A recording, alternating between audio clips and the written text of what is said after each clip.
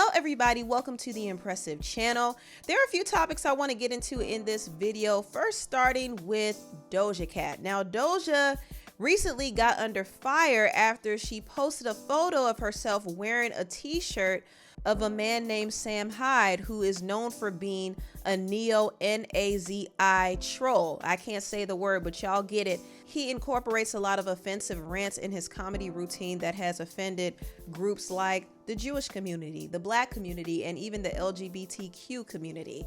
So the fact that Doja was proudly wearing a t-shirt with Sam Hyde on it turned a lot of people off, and here were some of the reactions that were posted on the Jasmine brand. This one Twitter user said, "Imagine being a pick-me for incels. Like, Doja Cat is really trying her best to be canceled and unfamous again just so she could get back to those racial chat rooms full time. Doja is just another biracial girl who has a weird chip on her shoulder about her blackness, and she compensates it with participating in weird niche online neo-Nazi. Seen it a million times, same song, different DJ. Doja is so effing lame and awful, but this is not surprising. Doja isn't the first Black or biracial person I've seen have identity issues, but she is the first person I've seen manifest that in being sympathetic to edgelords and Nazis."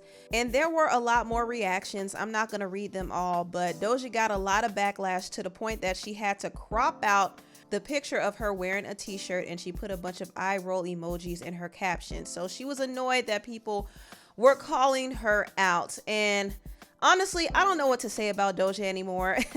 I think Doja is purposely trying to get canceled. I honestly think Doja is self-sabotaging at this point, because for a long time she said that she didn't want to be famous. She has expressed multiple times that she hates fame. She has had angry rants online. She cussed out her fans, calling them stupid and dumb. And she even went rogue and started promoting demonic imagery in her music.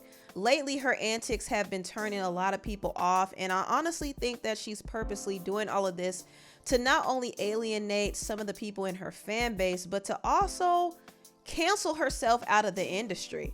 I don't think Doja is truly happy for real, and she has shown signs of unhappiness for a while. So I do think her posting that picture wearing Sam Hyde on her shirt was definitely another tactic for her to turn more people off. And like I said, I think that's what she wants, and she's getting what she wants. I mean, people are not checking for Doja in the same way as they used to. In fact, I did hear that her album Scarlet only did 72,000 units in the first week, which isn't a bad number, but for an artist like Doja, it's definitely underwhelming. She had quite a bit of promotion. I mean, she had the playlisting, she had the radio budget. She released 4 singles, and one of her singles, Paint the Town Red, reached #1 on the charts. Not only that, she has well over 75 million monthly listeners on Spotify. So the fact that she only sold 72,000 units in the first week is not a good sign, and it kind of shows that people are checking out at this point. I mean, she still has her fan base. She still has music that people like, so I don't think she's gonna fall off completely, but I do think she's trying to sabotage herself because she doesn't really want to be a pop star anymore. Now, moving on, I want to talk about Halle Bailey. Now, some people noticed that Disney removed Halle Bailey from the Oscars consideration list for Best Original Song. Now, Halle did perform an original song for the live action version of The Little Mermaid called For the First Time. And some weeks ago, Disney did submit For the First Time to be considered as Best Original Song for the Oscars. However, Disney recently removed this song from the consideration list. Now, people are wondering, why on earth would Disney remove this song?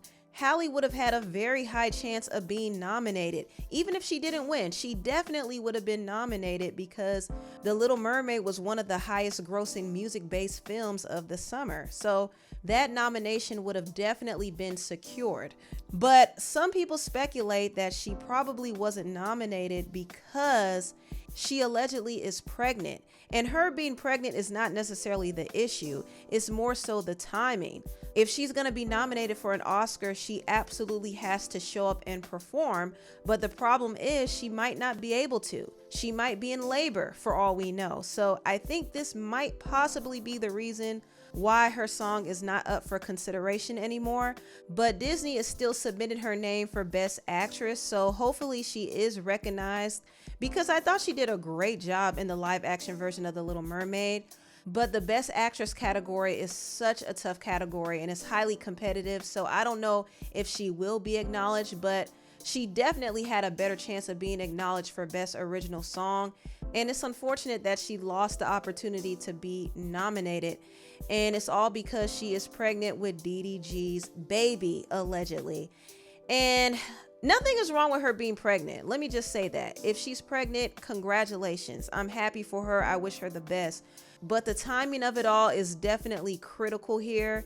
And it would have been Halle's moment to really, really shine. And I wanted that for her because I thought she did such a great job in The Little Mermaid. But things happen, you know, life happens. And maybe in the future, she'll get another opportunity like this. Now, moving on, I want to talk about Tia Mowry. Now, Tia has been having trouble with the dating scene ever since she got a divorce from her husband, Corey Hardrick. She'd been with the actor Corey for over 20 years, and she was married to him for 14 years until she decided to file for divorce last year. And there wasn't anything salacious in their marriage from what we know. I mean, we never heard of any scandal. We never heard of any infidelity. We never heard of any abuse. But Tia did file for divorce because it seemed like she was honestly unhappy. I think she wanted to know what it was like to be single and free again, because she was with Corey since she was in her late teens. So now she's free and she's been dating, and she realizes that the dating streets are trash. It is very tough. I will say I've only been in the dating world for, I want to say 3 months now, and it is exhausting. It's exhausting. I want to throw the towel in. My last relationship when dating was, when I was dating this person, it was beautiful. It was amazing. It was wonderful. There was courting that was, involved. And I was saying how I feel like that's no longer, present, meaning like people just don't court each other anymore. And this person was like, well, that's old news. Like people just don't do that anymore. There's just this whole new way of doing things. And I'm like, you mentioned tradition, and I think that's where it kind of needs to go back to. And I feel like what's happening now, and again, I've only been in the world for a few months, is they have this mentality right off the bat that there is someone else. Do you know what I mean? Like there could be someone else. Is it that they're the prize? Yes. We talking deep here. Yes. We about to get into it. It seems as if men are now just looking at women as objects. So Tia is now being hit with the reality of how difficult dating is. And some people believe that Tia probably wishes that she did not leave her husband. However, Tia is shutting down that narrative. She said, just because the dating life is complicated doesn't mean I'm going to go back to something that no longer served me. It's like saying if I don't book an audition hour apart right away, apart right away, I'm going to give up on my dreams as an actor. Please just stop. I ain't that weak. Please move on because I have thank you next. And a Twitter user said, this is an emotional response. Stay grounded, love. And Tia said, no, boo-boo. This is my response to stop narratives being said about me. Like you. Don't speak on my behalf. Thank you. You're not me. So just stop, please. Another person said, that's a lot to say, especially at 6 a.m. I would never address this publicly, and I know we all handle things in our own way, but God dog, I would be too focused on my life and my kids to comment on my ex-husband / their father. Tia said, boo-boo, I'm in Europe traveling the world, so it ain't 6 a.m. Also, you ain't me either, so I think it's best to stop projecting your life onto mine. Focus on you, not me. Next. The Twitter user responded, oh, by the way, I'm not projecting. I have 2 children and I'm happily married, but I would never post anything like that online because of my children. I wish you nothing but the best, Tia. She said, also, no one is creating narratives around you. I don't think you're famous last I checked, so you don't have to speak your truth. I do.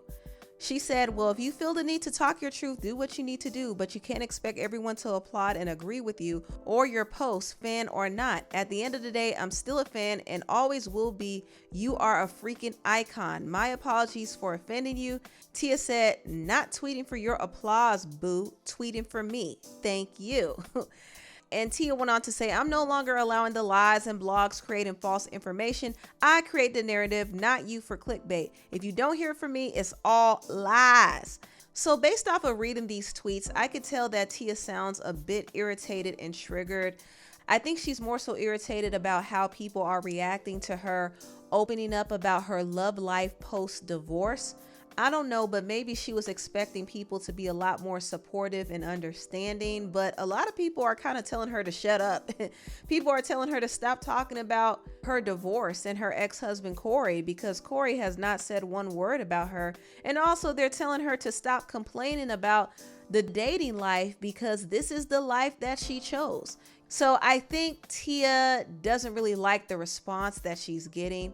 And I also think she doesn't like the way she's being perceived, because now she's kind of being perceived as somebody who is desperate and lonely and sad and can't get a man and regretful about leaving her husband.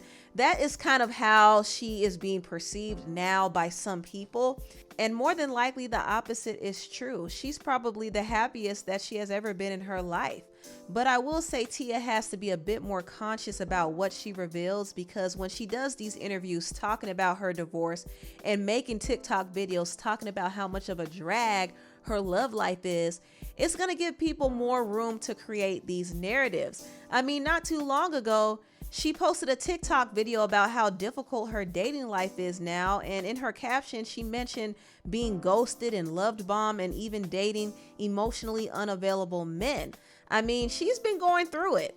It got worse, but I feel like it's about to get worse. Oh! It got worse. It got worse.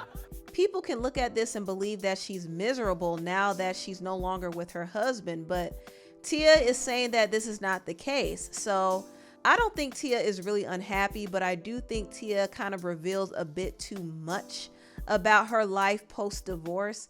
I think she could kind of hold some things into herself, but a part of her brand is to be transparent and open and share things with her fans. And I get it, but I think it would be wise for her to be a bit more selective in what she reveals. That way it doesn't give people room to make assumptions about her life or to create narratives about her life. I think she should probably take a page out of her ex-husband's book and not talk about it so much. I mean, Corey doesn't speak about his divorce at all. You don't hear a word or a peep, and no one can run with a narrative that he's sad and lonely and bitter. We don't know how he feels. So I think with Tia, she probably should do the same, at least if she doesn't want people to chime in and have opinions about it. But anyway, tell me what you all think about this video down below. Please like, comment, and subscribe, and share this video if you care. Thank you so much for watching, and I'll see you next time. Bye-bye.